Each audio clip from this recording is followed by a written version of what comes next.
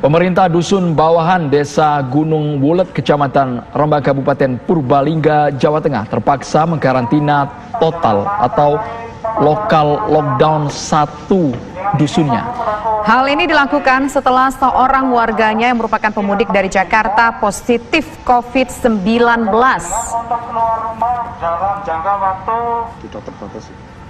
Untuk membantu perekonomian warganya, pemerintah desa menggunakan anggaran desa untuk memasok kebutuhan pokok. Relawan desa yang dibentuk berkeliling ke rumah-rumah mengirimkan bahan pangan, sekaligus sejumlah himbauan yang disampaikan kepada masyarakat. Di antaranya adalah himbauan untuk tidak keluar rumah atau mengkarantina dan melakukan penjarakan sosial. Sebelumnya pemirsa, ada seorang warga yang pulang dari Jakarta mengalami sakit dan menjalani perawatan di RSUD Guteng Purbalingga. Tetangga yang dekat dengan pasien pun menjenguknya. Namun saat itu belum diketahui pasien terpapar virus corona. Dan selang beberapa hari kemudian hasil swab keluar dan dinyatakan positif. Khawatir dengan makin meluasnya warga yang terjangkit, pemerintah desa akhirnya mengkarantina Dusun Bawahan karena berdasarkan hasil tracing pihak Pemdes menemukan 90 orang atau 30 kakak yang berpotensi terpapar virus corona. Kami memberikan penjelasan terkait paparan virus corona. Dengan ini kami selaku relawan dari Dusun Bawahan. Lalu bagaimana kondisi terbaru di Desa Gunung Wulet? Kita akan menghubungi langsung dengan Kepala Desa Gunung Wulet, Nasiruddin Latif. Assalamualaikum, selamat sore Pak Nasiruddin Latif. Bagaimana pemberlakuan karantina di tempat Bapak? Waalaikumsalam, selamat sore Mas Andro dan Mbak Tisa. Perlu kami sampaikan maaf sebelumnya kepada Bapak Presiden Indonesia, mungkin kami melampaui kewenangan kami dengan melakukan lokal lockdown. Tapi itu semua kami lakukan demi keselamatan warga kami. Kami terpaksa mengambil kebijakan itu karena berdasarkan tracking pemuda setempat ditemukan 91 warga sudah kontak langsung dengan pasien. Demi menjaga keselamatan mereka ke depan, maka kami lakukan lokal lockdown dengan cara kami tutup dusun tersebut. Kebetulan dusun tersebut tidak punya akses keluar karena berada di pojok gitu. Selanjutnya kami mengajak kepada seluruh anggota BPD dan perangkat desa untuk bermusyawarah mengambil kebijakan berikut bagaimana terhadap warga yang sudah terkontaminasi mungkin atau minimal kontak langsung dengan pasien. Kemudian kami memutuskan untuk memberi kompensasi mereka 50.000 per hari selama 14 hari. Yang kami beri kompensasi adalah 91 warga yang merupakan 30 kepala keluarga. Terpaksa kami rumahkan dalam pengertian mereka tidak boleh keluar rumah, ya boleh keluar rumah hanya untuk berjemur, tidak boleh lebih dari itu. Mereka harus tetap di rumah dan diawasi para relawan pemuda setempat. Tentunya kami harus memikirkan kompensasi atau kebutuhan pangan mereka selama 14 hari ke depan. Masalah yang kami hadapi sekarang adalah di dusun tersebut ada 245 kepala keluarga, yang artinya masih 215 kepala keluarga belum kami beri kompensasi. Sementara akses keluar masuk dusun kami tutup. Mereka pun sekarang menuntut hak yang sama untuk diberi kompensasi yang sama.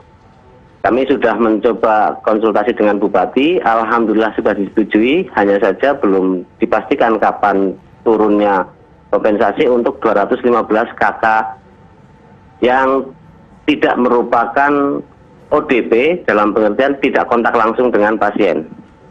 Kami juga perlu mengabarkan bahwa si pasien sampai saat ini, karena saya setiap hari juga menelpon, baik-baik saja, sehat saja, dan semoga memang sembuh. Namun demikian tidak mengurangi kewaspadaan kami selama 14 hari ke depan, berarti sampai tanggal 9 tetap melakukan ini. Dengan satu harapan, jangan sampai wabah ini benar-benar menjangkiti seluruh warga dusun kami. Ya. Kami juga menghimbau kepada seluruh kepala desa di Indonesia untuk tidak mudah mengambil kebijakan seperti dengan kami, apalagi kalau memang belum terpapar. Karena setelah kebijakan ini saya ambil, ternyata tidak sedikit dampak yang ditimbulkan. Efek lain dari masalah ini ternyata sangat besar. Apa misalnya, Pak? Jadi begini, menjadi tren di daerah kami di Kecamatan Rembang itu masing-masing desa menutup jalan. Jadi kami pada posisi bukan terbantu, malah terhalangi akses ekonomi dan lain-lain. Itu pun saya maklum karena kekhawatiran mereka ganasnya virus ini. Saya ingin menyampaikan kepada seluruh warga masyarakat Indonesia, kita harus yakin, kita harus tetap tenang, tetap jangan panik. Kita ini Indonesia, bukan Eropa, bukan Amerika. Oke, corona bisa ganas di Amerika, di Eropa, tapi saya yakin tidak di Indonesia. Iklim kita beda, kultur kita beda. Baik. Saya sependapat dengan Bapak Presiden tidak gampang untuk menentukan lockdown. Tapi kalau karantina wilayah, menurut saya memang harus. Tinggal bagaimana pemerintah mempersiapkan diri masing-masing wilayah yang mau dikarantina. Terutama kebutuhan pangan dan lain-lain. Jangan saya melihat seperti di TV, di Tegal khususnya itu kan akhirnya menjadi heboh. Baik. Demikian. Pak, ini kan 50.000 per keluarga ya Pak, yang baru dikasih adalah 30 kepala keluarga. Nah ini dananya dari mana Pak? Kan yang sisanya akan minta bantuan kepada pemerintah kabupaten. Kalau yang 30 kepala keluarga ini dananya dari mana Pak? Di APBDes kami tahun 2020 ini ada cadangan bencana sebesar 25 juta. Kalau kami hitung 50.000 per kakak kali 30 kali 14 hari, maka ketemu angka 21 juta. Jadi menurut hitungan kami masih cukup. Selain dana langsung Pak Nasirudin? Gimana? Selain dana langsung ada pemberian apa lagi Pak kepada warga? Karena ini kan hanya 50.000 sehari. Oh betul Pak, 50.000 per hari itu kalau mau dihitung gaya hidup di Jakarta tentu tidak cukup. Tapi kalau di dusun kami cukup. Dan ini sifatnya bukan semata-mata ini stimulan. Artinya justru lebih besar memicu mental mereka untuk mentaati aturan. Jadi kalau saya tetapkan aturan tidak keluar rumah, mereka juga akan menghargai karena kami juga memikirkan mereka. Beda dengan suruh tidak keluar rumah, tapi tanpa kompensasi saya pikir juga agak berat. Angka itu saya pikir rasional untuk desa kami. Oke. Nah ini untuk warga sendiri memenuhi kebutuhan mereka bagaimana Pak? Apakah mungkin selain dengan 50.000 itu mungkin juga ada pasokan kebutuhan ke rumah-rumah mereka Pak? Kami sudah upayakan bersama relawan, ada dibentuk tim yang untuk menjadi fasilitator gitu, mengantar jemput dan lain-lain tentang kebutuhan mereka.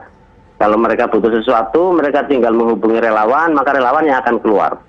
Karena perlu kami sampaikan kepada masyarakat Indonesia, dampak dari COVID-19 ini ada hal yang mungkin tidak dipikirkan oleh banyak orang. Warga dusun kami ini sekarang sudah dijustifikasi lebih dari hewan najis. Kalau ada warga dusun kami datang ke satu lokasi, itu orang akan minggir semua, akan menyingkir semua. Sangat menyakitkan bagi warga kami. Ini yang mungkin belum terpikirkan oleh mereka yang selama ini menuntut lockdown. Justifikasi ini membuat kami prihatin. Kami bisa ceritakan bagaimana kehati-hatian kami karena kami tanpa APD membagi sembako ke rumah-rumah mereka. Di sini relawan juga meneteskan air mata. Bagaimana mungkin memberikan sembako kepada saudaranya, orang tuanya, tetangganya, temannya, ini kayak ngasih makan harimau. Jadi sembako ditaruh di teras, kemudian mereka pergi dengan pengeras suara baru dipanggil. Sembako sudah kami taruh di teras. Itu yang perlu kami sampaikan kepada seluruh masyarakat Indonesia. Anda tadi mengatakan bahwa puluhan warga ini sudah ada kontak fisik dengan pasien positif COVID-19. Mengapa tidak langsung dialihkan ke rumah sakit rujukan atau fasilitas kesehatan terdekat, Pak? Menurut protap yang berlaku di Dinkes bahwa ODP yang kontak langsung ini akan dinaikkan status menjadi PDP sehingga nanti akan dibawa ke rumah sakit manakala ada keluhan. Kalau mereka dalam kondisi baik, biasa-biasa saja, lebih baik di karantina di rumah, lokalisir di rumah. Karena rumah sakit juga saya yakin banyak sekali pasien. Menurut saya memang lebih bijaksana seperti itu. Baik. Pak, dari 91 orang yang sudah kontak langsung dengan pasien COVID-19 ini, apakah ada yang masuk dalam kategori sudah mulai merasakan keluhan secara fisik? Ada satu, kebetulan bapak pasien, ada cerita menarik tentang ini. Bapak pasien kan semua orang menduga kemungkinan orang yang paling terpapar adalah bapaknya pasien. Dengan aturan untuk tidak keluar rumah, tentunya semua masyarakat berharap agar bapak pasien ini tidak keluar rumah. Tapi karena bapak pasien ini di kampung memang agak bandel gitu, jadi sering keluar rumah. Muncul masalah baru, pemuda bisa marah karena menganggap bapak pasien ini penular berikutnya. Sehingga sampai mau digebukin. Untuk itu saya langsung koordinasi memohon kepada Ibu Bupati agar pasien ini, bapak pasien ini segera dibawa ke rumah sakit, dirawat di rumah sakit.